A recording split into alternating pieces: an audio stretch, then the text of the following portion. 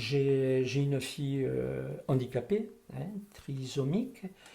Donc depuis l'âge de 8 ans, c'est-à-dire depuis 1984, avec mon épouse et trois autres couples, dans le premier IME où était Ève, on a déjà créé la première association de parents.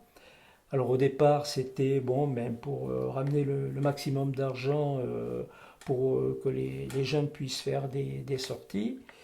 Et puis petit à petit, ça a été beaucoup plus loin, hein. J'ai jusqu'à, on va dire, jusqu'il y a 2 ans, hein, 2019. Pour mes 70 ans, j'ai arrêté dans l'associatif au niveau du handicap.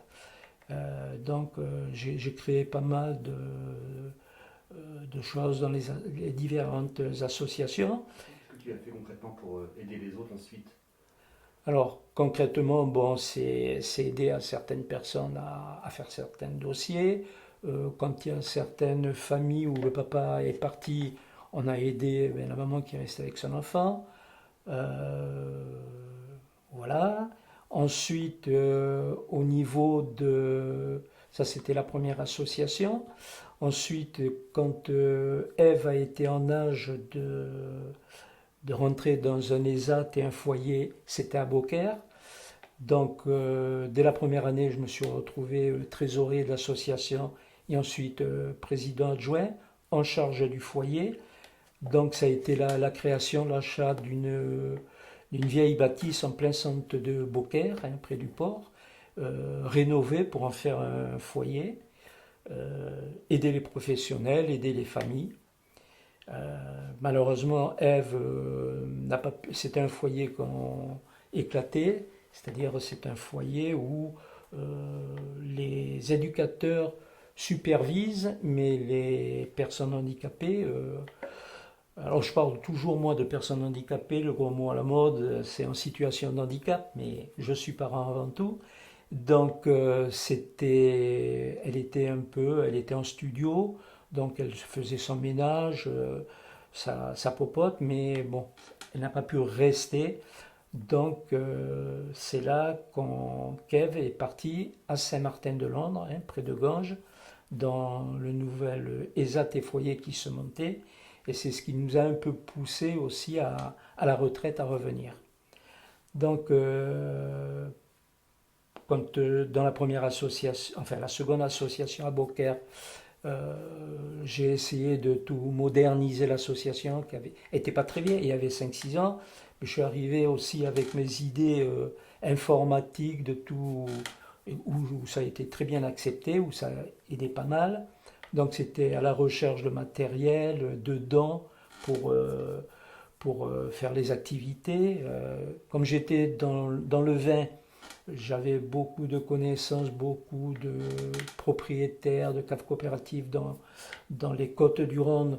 Donc j'organisais des lotos. Enfin, on organisait plutôt l'association, mais c'est moi qui allais chercher les lots. Donc on faisait des lotos autour du vin. Et ensuite, avec mon épouse, c'était le vieillissement et les congés. Le vieillissement, à l'époque, il n'y avait pas de maison de retraite. Il y en a toujours très très peu pour les personnes handicapées. Donc notre souhait, c'était de monter une maison de retraite et les vacances adaptées. Alors les vacances adaptées, ça existe depuis pas mal de temps, mais c'était d'organiser au sein de l'association, amener les parents qui malheureusement, comme ils ont un enfant handicapé, veulent garder leur enfant à la maison, hein. Et donc c'était de les amener à partir, alors on appelle ça des OVA, organismes de vacances adaptés, un petit peu étalés sur toute la France. Donc ça a été aussi une création, une section que j'ai montée pour aider les familles. Et ensuite, on a été sollicité par le Conseil national de loisirs et tourisme adapté, le CNLTA, qui coiffe, qui encadre pas mal d'OVA en France et qui font des visites tout l'été, même pendant les vacances de Noël, faire des visites, je dis bien des visites, pas des contrôles, parce qu'il y a d'autres, des GSE qui le font déjà. Nous, c'était une visite, mais en tant que parents, voir comment ça se passait, si l'organisme faisait bien son boulot, mais surtout s'ils étaient proches des personnes handicapées, si les campings qui les recevaient ou les maisons d'hôtes aussi les recevaient bien. Donc on s'est inscrit comme visiteur avec mon épouse il y a une vingtaine d'années. Et puis, ben, comme d'habitude, je mets le doigt dans l'engrenage et au bout de 2 ans, j'étais administrateur de ce CNLTA et j'organisais dans le Languedoc-Roussillon le recrutement de nouveaux visiteurs. Et après, le plus beau projet, je veux dire, qu'on a eu avec mon épouse, c'était aussi pour l'association l'UNAPI 34 qui se trouve donc à Montpellier. C'était aussi bon, de monter une section vacances adaptées. Donc mon épouse avait pris en main tout ce qui était les aides, c'est-à-dire créer les dossiers pour les chèques ANCV. Donc ça allait jusqu'à 150-200 dossiers sur l'année. Et après, le plus gros projet, c'est d'avoir, et ça a été très difficile, d'amener tous les administrateurs à voter un budget pour acheter une maison à Saint-Bauzile-de-Putois, c'est-à-dire entre Saint-Martin-d'Ande et Ganges, acheter une maison et de la créer une maison de vacances adaptées.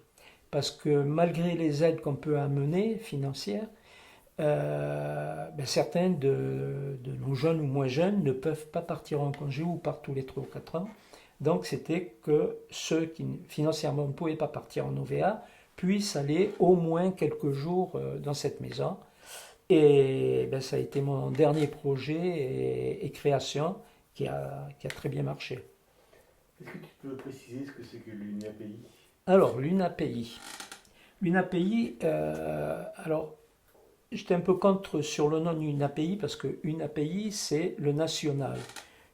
Union nationale des amis et parents d'enfants inadaptés. Et après, il y a des APEI. Donc ça, c'est en local. Les URAPI, c'est régional. UDAPI, c'est départemental. URAPI, c'est régional. Et après, il y a le national. Les UDAPI et les URAPI, ce ne sont que des bureaux. Donc quelques réunions dans l'année pour rassembler les éléments d'un côté et d'un autre et les faire remonter à Paris. Les APEI, c'est gestionnaire. Donc sur Montpellier, il y avait trois associations, l'APEI de Montpellier, l'APEI Fonds-Trouvé, puis la troisième qui était un peu moins importante. Donc on a commencé déjà Fonds-Trouvé où ma fille était et où je me suis retrouvé administrateur en 2006. On a fusionné avec l'APEI de Montpellier. Quelque temps après, on a repris la troisième association. Et il y a 4 ans, on a aussi récupéré l'APEI de Frontignan. Et on est devenu une API 34. Alors ça porte un peu à confusion, une API, parce que moi qui me suis bagarré pendant des années, parce que j'étais aussi le responsable de l'opération Brioche pour tous les roues, enfin au niveau de l'association de Montpellier, je disais à chaque fois, l'argent que l'on récolte ne monte pas au national, ça reste en local, c'est utilisé localement pour les personnes handicapées du coin. C'est pas comme certaines associations où ça monte à Paris, puis ça redescend ou ça redescend pas.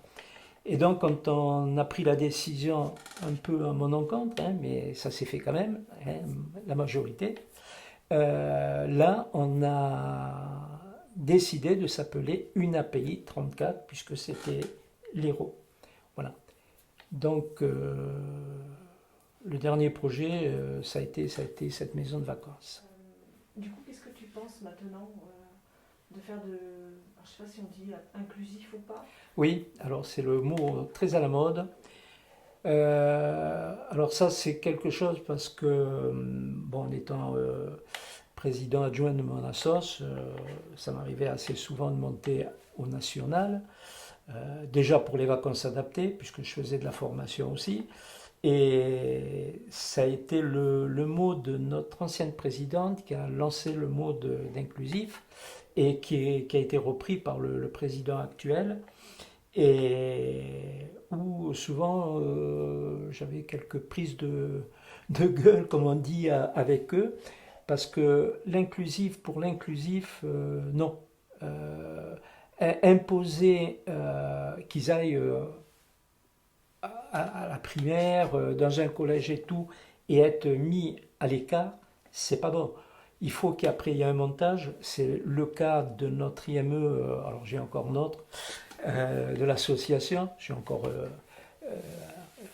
suis dans l'association, où il y a un partenariat avec l'IME et IMPRO, avec le collège, avec les écoles de l'UNEL. Il y a un très très gros partenariat. Alors là, on peut faire de l'inclusion, parce que déjà, nos professionnels combattent avec la direction des écoles et du collège à avoir les budgets, d'accord? À avoir un budget pour qu'il y ait quelqu'un qui accompagne la personne handicapée. Donc, voilà. Imposer, comme ça se passe dans certaines villes ou villages, où on impose tant de personnes handicapées, ils n'ont pas les moyens, même avec la meilleure des volontés, ça ne marchera pas. Ça ne marchera pas.